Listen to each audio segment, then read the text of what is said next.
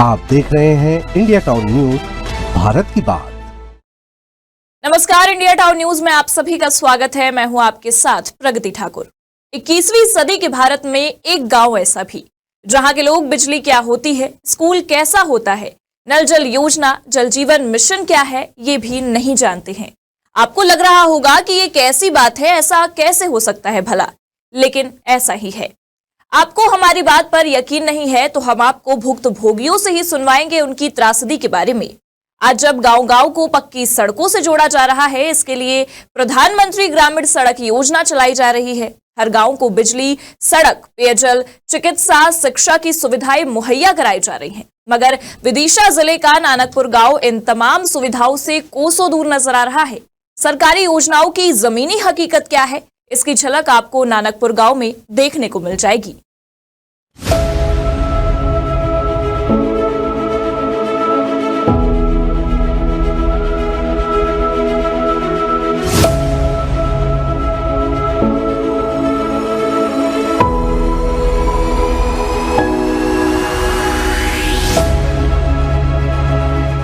ताज्जुब की बात तो ये है कि गांव वालों को सरकारी योजनाओं का नाम तक मालूम नहीं है। ऐसे में आप अंदाजा लगा सकते हैं कि इन बेबस ग्रामीणों को सरकारी योजनाओं का लाभ किस हद तक मिल पाया होगा। आदिवासियों के उत्थान के सरकारी दावे की पोल नानकपुर में खुलती नजर आ रही है। यहाँ के सारे बाशिंदे आदिवासी हैं। केंद्र सरकार ने आदिवासी गाँवों के समग्र उत्थान के लिए जनमन योजना शुरू की है। इसके तहत आदिवासी बाहुल्य गाँवों में भी सभी मौलिक और बुनियादी सुविधाएं उपलब्ध कराने का प्रावधान है। मगर जनमन योजना भी नानकपुर के आदिवासियों की पहुंच से अभी दूर है। विदिशा से इंडिया टाउन न्यूज के संवाददाता सोनू नामदेव ने वहां के आदिवासियों के बीच कुछ घंटे गुजारे, उनकी पीड़ा सुनी, उनकी जिंदगी की त्रासदी को करीब से देखा और अपने कैमरे में कैद भी किया।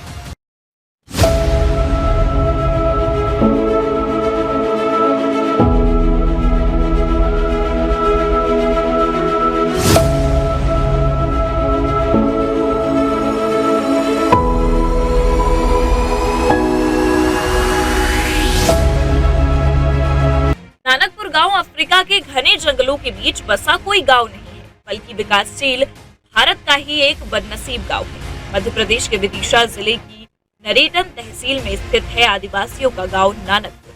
विकास की मुख्य धारा से कोसों दूर है नानकपुर। ये गांव जैसा 5 साल पहले था, वैसा ही आज भी नजर आता है। गांव में पहुंचने के बाद ऐसा लगा कि इस गांव को कुछ समय पहले ही अंग्रेजों से आजादी मिली होगी। बिजली, पेयजल, सड़क, स्कूल की राह ताकते नानकपुर की कई पीढ़ियां दुनिया को अलविदा कह चुकी है, मगर विकास ने इस गांव में कदम तक नहीं रखा। गांव के युवाओं का कहना तो ये भी है कि उन्होंने अपने बचपन से लेकर अब तक बिजली तक नहीं देखी। अब उनके बच्चे भी बिना बिजली के ही पल बढ़ रहे हैं। गांव में विकास के नाम पर ना तो सड़क है, ना पेयजल की व्यवस्था और ना ही बिजली और ना ही शिक्षा, स्वास्थ्य की कोई व्यवस्था है। पानी का इंतजाम कैसे होता है, इस सवाल पर गांव की बुजुर्ग महिला उमेदी बाई ने बताया है कि नदी से पीने का पानी लाते हैं। गर्मी के दिनों में जब नदी सूख जाती है तब पड़ोसी गांव से पानी लाकर गुजारा करते हैं। बुजुर्ग ग्रामीण राम सिंह बताते हैं कि 50 साल से सड़क, बिजली, पानी, स्कूल की मांग करते आ रहे हैं।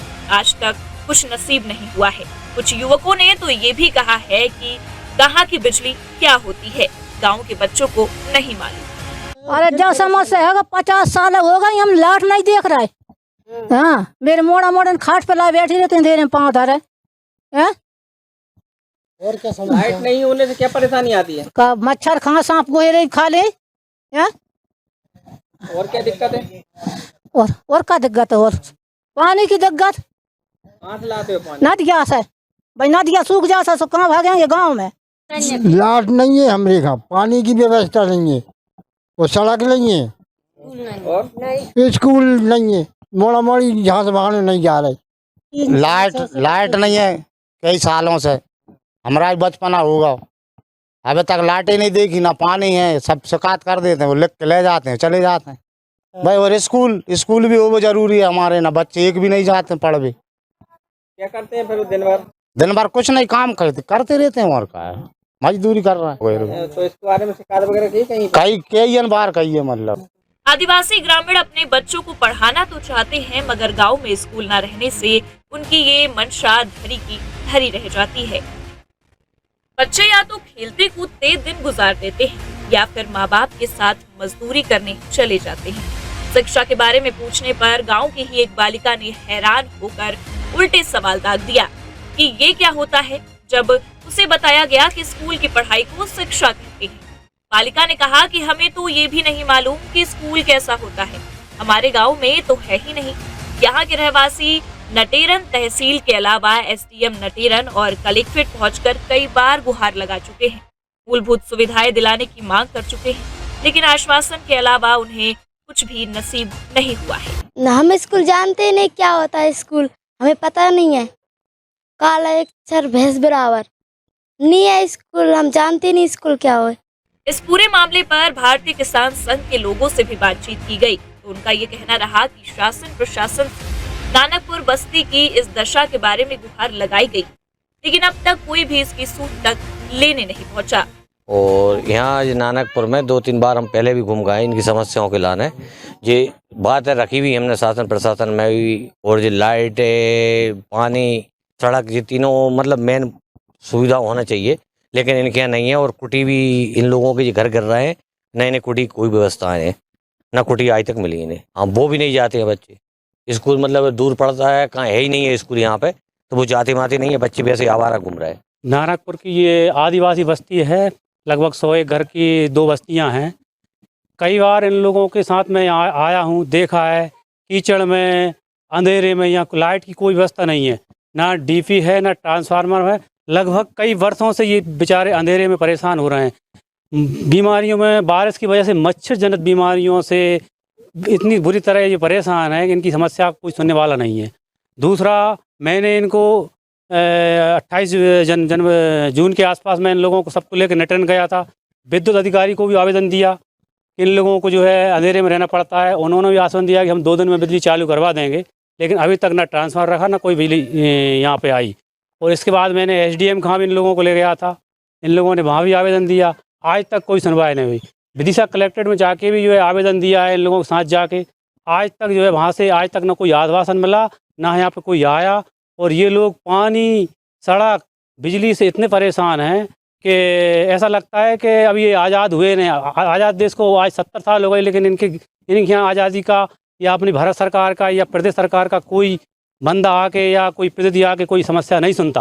वहीं विदिशा के अपर कलेक्टर अनिल डामोर का ये कहना है कि मीडिया के द्वारा ही उन्हें नानकपुर का मसला संज्ञान में आया है। नानकपुर में मूलभूत सुविधाएं नहीं है, इस बारे में संबंधित विभागों के अधिकारियों को निर्देश दिए जा रहे हैं कि गांव जाकर भ्रमण करें, जो मूलभूत सुविधाएं वहां नहीं है उपलब्ध कराएं।